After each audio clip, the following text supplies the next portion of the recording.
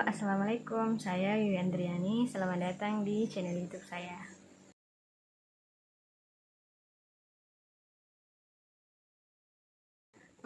Hari ini saya akan mencoba mereview satu buku. Judulnya Goodbye Things, Hidup Minimalis ala Orang Jepang. Nah, ini bukunya. Buku ini ditulis oleh Fumio Sasaki. Ini saya beli pada tahun 2020.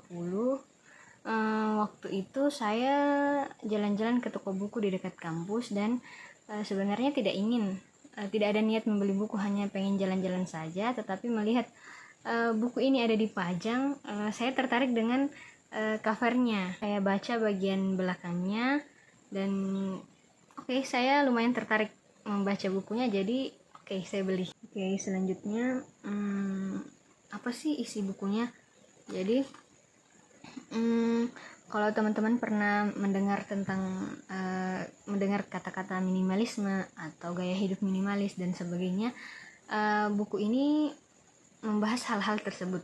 Buku ini dibagi menjadi 5 bab, namun bahasanya akan saya singkat menjadi 3 bagian saja: bagian awal, bagian tengah, dan bagian-bagian akhir. Jadi di bagian-bagian awal itu membahas tentang apa sih minimalis itu. Apakah hanya sekadar menyingkirkan barang-barang misalnya, atau apakah semua orang yang hanya punya sedikit barang semuanya bisa disebut orang yang menerapkan gaya hidup minimalis. Kemudian di bagian-bagian pertengahan ini, disinilah diberikan banyak banyak tips atau banyak kiat-kiat bagaimana kita mudah berpisah dari barang, kayak rela membuang barang-barang yang memang sebetulnya sudah tidak diperlukan. Sedangkan di bagian akhir bukunya ini membahas sedikit tentang kebahagiaan dan juga pengalaman penulisnya setelah beliau menyingkirkan berbagai macam barang yang memang sebetulnya tidak beliau perlukan gitu. Selanjutnya kita bahas kelebihan bukunya. Yang pertama, menurut aku ini terjemahannya bagus. Biasanya buku-buku terjemahan itu kan ketika dibaca sangat terasa bahwa ini buku terjemahan nih. Tetapi buku ini seakan-akan aslinya ditulis dalam bahasa Indonesia karena bahasanya bagus dan ringan dibaca. Yang kedua, pembahasannya ringkas. Jadi setiap judul-judul yang dibahas di dalam bukunya itu hanya ada beberapa paragraf, bahkan ada yang 2 paragraf saja, ataupun ada yang satu pembahasan 1 halaman.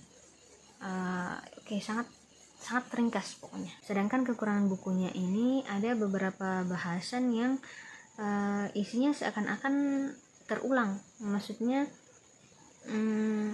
misalnya di awal sudah ada dibahas, kemudian di bagian di pertengahan ataupun di bagian akhir buku dibahas lagi gitu, walaupun judul pembahasannya beda, tetapi isinya seakan-akan kayaknya mirip nih dengan yang di awal nih, kayaknya mirip nih dengan yang di bagian tengah nih.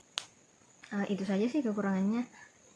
Selanjutnya yang paling menarik bagi aku tentang buku ini lebih ke penulisnya sih, atau lebih tepatnya pengalaman penulisnya, karena di dalam bukunya ini kan banyak diceritakan ya, dari beliau yang awalnya selalu berpikir negatif, menumpuk barang-barang, tidak percaya diri, membanding-bandingkan diri dengan orang lain. Setelah sedikit demi sedikit menyingkirkan barang-barangnya, menerapkan gaya hidup minimalis, beliau jadi lebih percaya diri, lebih produktif, bahkan bisa sampai menulis buku yang mega bestseller seperti ini. Menurut saya itu sangat luar biasa dan sangat menarik bagi saya. Kemudian yang terakhir, saya senang membaca buku ini, dan dari kesemua bahasan sebenarnya buku ini mengajarkan kita untuk hidup secukupnya saja.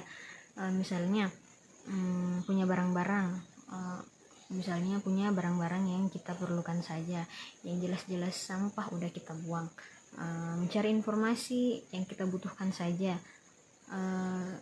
ataupun makan secukupnya saja, tidak perlu berlebihan. Itu sih yang aku dapatkan. Oke teman-teman, sekian dulu videonya. Terima kasih sudah menonton dan sampai jumpa di review-review buku selanjutnya.